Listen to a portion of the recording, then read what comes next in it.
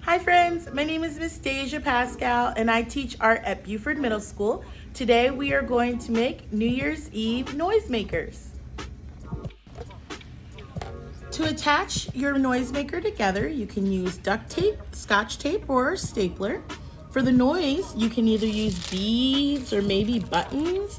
If you don't have those, perhaps maybe some dried corn or beans. To decorate, you can use regular Crayola markers and crayons or Sharpies if you have some at home. You'll want to also add some ribbon or yarn or something just to add some extra dazzle. And don't forget a pair of scissors. To start making your noisemaker, you're going to take a regular paper plate and fold it in half. The first thing that you'll want to do is make sure that you get the items inside that are going to make the noise. I'm going to take maybe a few beans, some corn, buttons, and even a little bit of beads. You're then going to fold it over and choose to either staple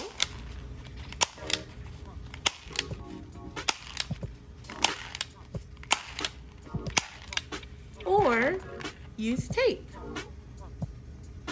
Once you've gotten the items inside of the noisemaker, you can start decorating it with lots of bright colors. After you've gotten a design that you're happy with, you can then choose to add string. I'm going to tape mine on using the scotch tape.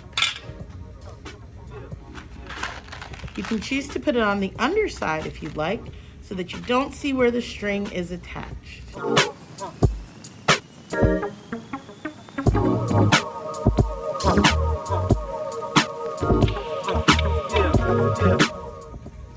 And now you've got your New Year's Eve noisemaker. I hope you had fun making it and enjoy your New Year's. Happy New Year's, everyone!